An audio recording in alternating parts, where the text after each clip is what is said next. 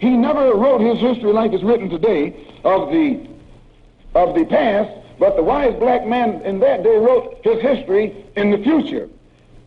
The Honorable Elijah Muhammad says that the circumference of the earth is 24,896 miles, approximately 25,000 miles.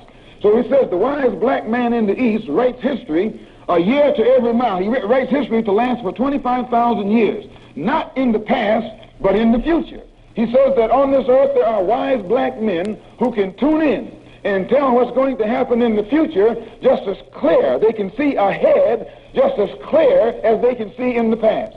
And every 25,000 years, he says that civilization reaches its peak, or reaches a perfection. And at this time, the wise black man can hear a pin drop anywhere on the planet Earth. And they sit down and write history to last for 25,000 years. After this history has expired, they put it in a vault at the holy city of Mecca and write a new history. This has been going on and on and on and on and on. So he says, in the year one of the cycle in which we now live, the king, he says, in the East there are 24 wise men. They're spoken of in the Bible as 24 elders, or 24 prophets, or 24. Muhammad says that when these 23 men are called together by this one, which makes 24.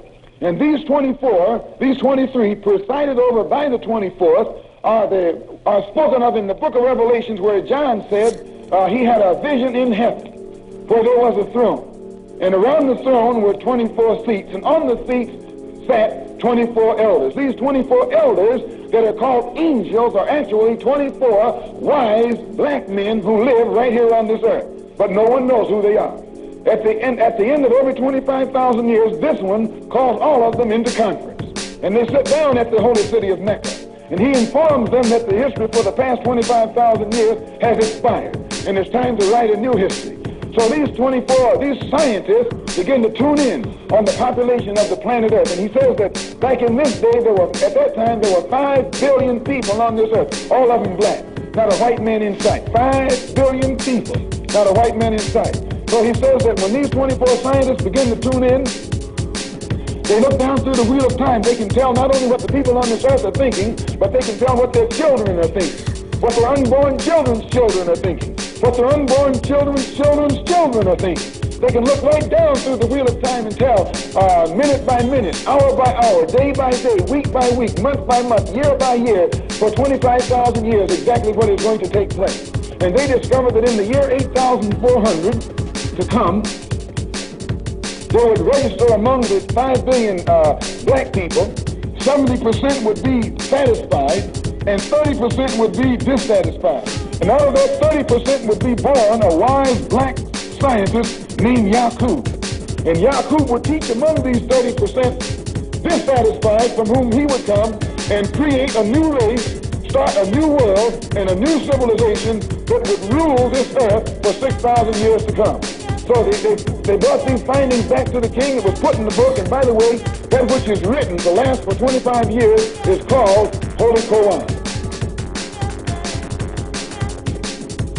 The Honorable Elijah Muhammad said that this was put into the history, and then when the year 8,400 came, Yakub was born. When Yakub reached the age of 6 years old, he was playing in the sand one day with 2 pieces of metal, 2 pieces of steel. At which time he discovered what is known as the law of magnetism, that unlike attracts and like repels.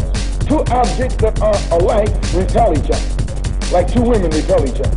But man and woman attract each other. Unlike attract and like repel. Yakub discovered this.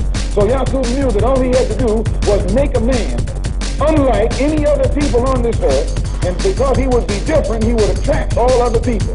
Then he could teach this man a science called tricknology, which is the science of tricks and lies. And that this weak man would be able to use that science to trick and rob and rule the world. So Yakub turned to his uncle and said, when I grow up, I'm going to make a man who rules you. And Yakub's uncle said, what can you make other than that which will cause bloodshed and wickedness in the land? And Yakub pointed to his head and said, I know that which you know not.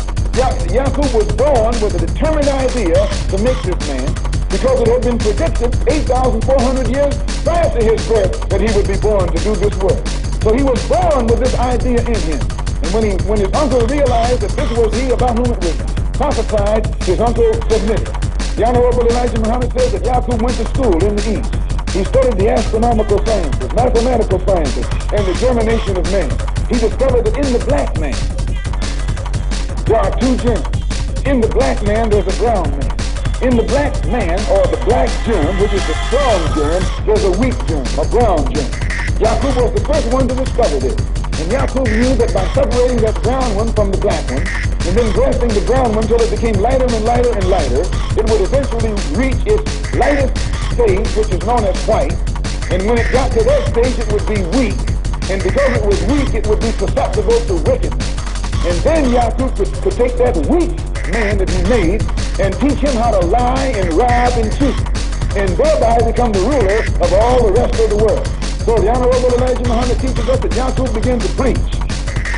At the age of 16, he began to preach over there in Arabia, in the East. He preached among the 30% who were dissatisfied and got many of them to follow him.